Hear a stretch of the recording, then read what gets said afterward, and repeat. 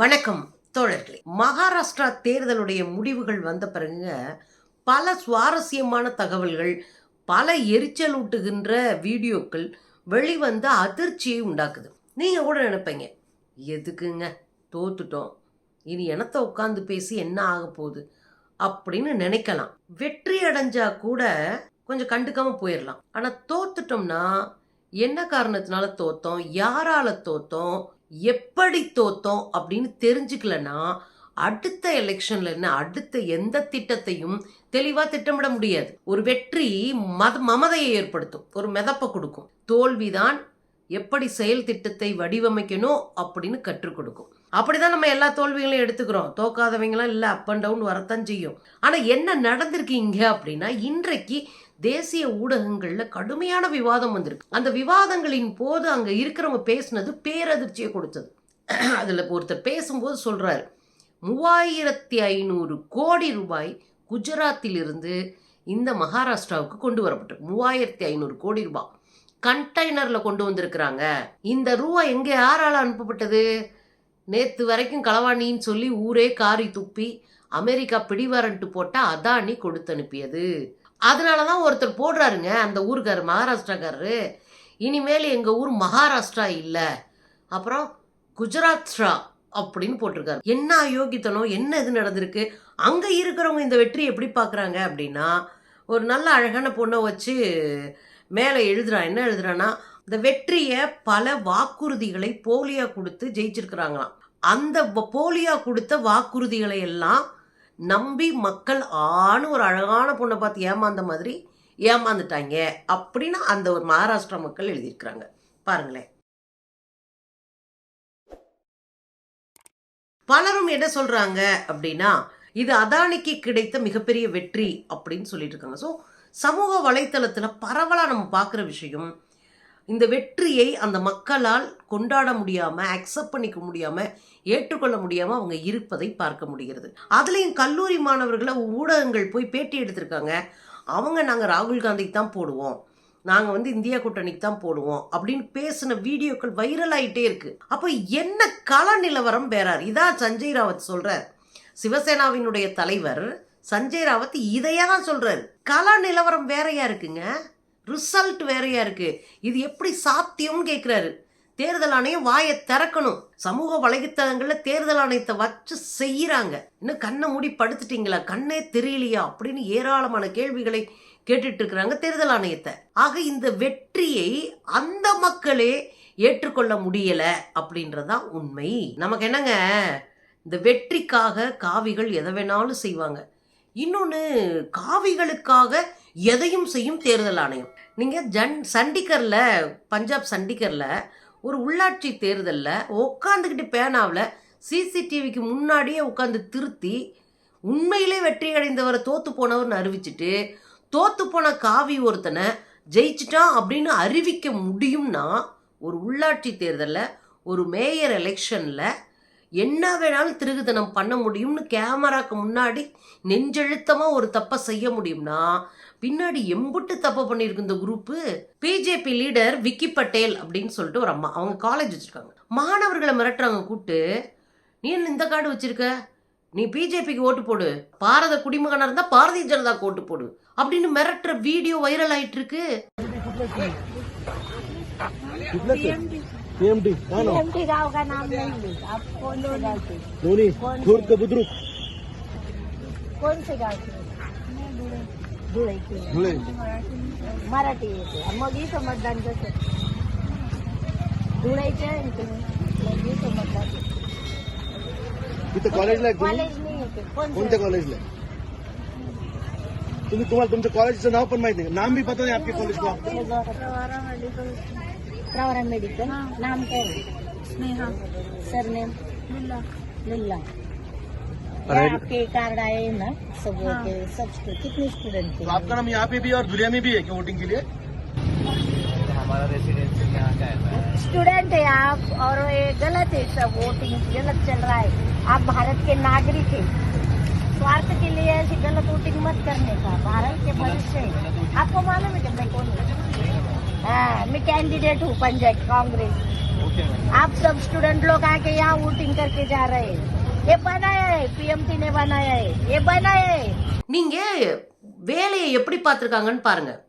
ஒரு பக்கம் இலவசங்களை அறிவிச்சு விட்டுறது, இன்னொரு பக்கம் கல்லூரிகளை அந்த பேராசிரியர்களை வைத்து அந்த மாணவர்களை மிரட்டுவது, ஓட்டு போட சொல்றது, அவங்கள டார்ச்சர் பண்ணுவது. இன்னொரு பக்கம் பார்த்தீங்கன்னா சமூக வலைத்தளங்களை கைப்பற்றுவது. இது ரொம்ப முக்கியம். ஏன் அப்படின்னா சமூக வலைத்தளங்கள் பல கோடி பேரை கொண்டிருக்கிற ஒரு அமைப்பு. அந்த அதுக்குள்ள போய் தன்னுடைய கருத்தை சொல்லலாம், எனக்கு பிடிச்சிருக்குன்னு ஒரு கருத்தை உருவாக்க முடியும். உதாரணத்துக்கு ஒன்று சொல்லவா, தமிழ்நாட்டில் சமூக ஊடகத்தால் ஒரு சொல்லாடலை உருவாக்கி வச்சிருக்கோம். கோ பேக் அப்படின்னாலே உங்களுக்கு டப்புன்னு என்ன ஞாபகம் வரும்? மோடி தான் ஞாபகம் வரும். அந்த அரசியலை நம் சமூக வலைத்தளங்களின் மூலமாக உருவாக்கி வச்சிருக்கிறோம். அதே போலதான் எல்லா மாநிலங்களிலும் இந்த சமூக வலைத்தளத்திலே அரசியலாக பயன்படுத்துறவர்கள் அதிகமா இருக்கிறாங்க. அதுல எக்ஸ் தளத்துல அதிகமாவே அரசியல் பேசுறவங்க இருக்கிறாங்க.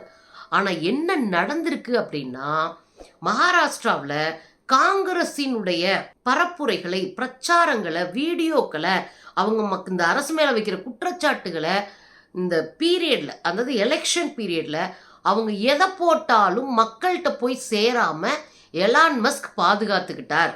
ஒரு லைக் பட்டனை போட்டா நிறைய பேர் லைக் பண்ணதா காமிச்சிருவாங்க, அதன் மூலமா ஒரு கருத்து உருவாயிரும்னு லைக் பட்டனை கூட செயல்பட விடாம வச்சிருக்காரு எலான் மஸ்க். ஏங்க லைக் போட்டா நான் ஜெயிக்கவா போறாங்க? ஒரு விஷயத்தை ஞாபகப்படுத்தவா, ஏன் யூடியூப்ல அன்லைக் பட்டன் இப்போ ஒர்க் ஆகலை? நீங்கள் அன்லைக்கை தட்டினாலும் நம்பர்ஸ் தெரியாது. ஏன்னா நம்ம G56 இன்ச் மோடி லைவ்ல பேச வரும்போதெல்லாம், அவர் ஒரு யூடியூப் சேனல் வச்சிருக்காரு, லைவ்ல பேச வரும்போதெல்லாம் பட்டுன்னு நம்ம ஆளுக போய் பேசி தொடங்கவுங்களையும் பல லட்சம் பேர் அன்லைக்கை போட்டு விட்டுறான். இதுல நொந்து நூடுல்ஸ் ஆனவர் தான் பேசி அன்லைக் பட்டனவே செயல்பட விடாம கட் பண்றான். பேசி அன்லைக் பட்டனே செயல்படாத மாதிரி பார்த்துக்கிட்டாரு இந்தியாவில். அப்படி இருக்கும்போது ஒரு சமூக வலைத்தளத்தில் ஒரு 10 லைக் சேர்த்து விழுங்கும்போது அது கவனம் பெற்றிருக்குன்னு அர்த்தம், அதை மக்கள் பார்த்துருக்காங்கன்னு அர்த்தம். அப்படி ஒரு கருத்தை உருவாக்கிடக்கூடாதுன்னு எலான் மஸ்க் கூட கூட்டணி சேர்ந்துக்கிட்டு உருவாக்கி இருக்கிறாங்க இந்த செயல் திட்டத்தை. அதை வேணா நீங்கள் வீடியோவாக பாருங்கள்.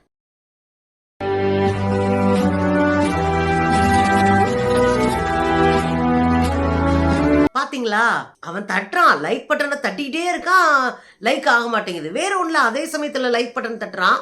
ஒருவேளை தொழில்நுட்ப கோளா இருந்தா கீழே இருக்கிற கமெண்ட்டுக்கு லைக் போட்டா லைக் ஆகுது, மேல இருக்கிற அந்த இதுக்கு ஸ்டேட்டஸ்க்கு லைக் போட்டோம்னா அது இதாக மாட்டேங்குது.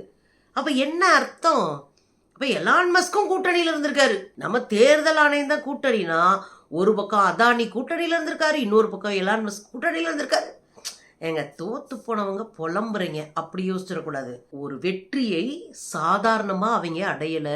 ஒரு பக்கம் பள்ளிக்கூடம், இன்னொரு பக்கம் தேர்தல் வாக்குறுதி, இன்னொரு பக்கம் ஒரு ஓட்டுக்கு 10,000 ரூபா, மொத்தமா 3,400 கோடி ரூபாய்க்கு கண்டெய்னர்ல கொண்டு வந்து அள்ளி இறைச்சிருக்கிறாங்க. இத நான் சொன்னா கூட நீங்க இந்தியா கூட்டணியில் இருக்கீங்கன்னு கூட சொல்லிட்டு போவீங்க. இதை நான் சொல்லல, இந்தியன் எக்ஸ்பிரஸ் எழுதியிருக்கு. 3 காரணங்களை வச்சுதான் பிஜேபி ஜெயிச்சது. ஒன்று பணம், இன்னொன்று சாதி, இன்னொன்று மத வன்முறை. இதுல கீழே ஒரு வரி எழுதுறாங்க, வாய்ப்பு இருக்கவங்க போய் படிக்கலாம், இன்னைக்கு தானே வந்திருக்கு, எல்லாரும் போய் படிக்கலாம். அதுல கூடுதலா ஒரு வரி சேர்க்கிறாங்க, பெண்களுடைய ஓட்டு தான் மகாராஷ்டிராவில் அதிகமா விழுந்திருக்கு.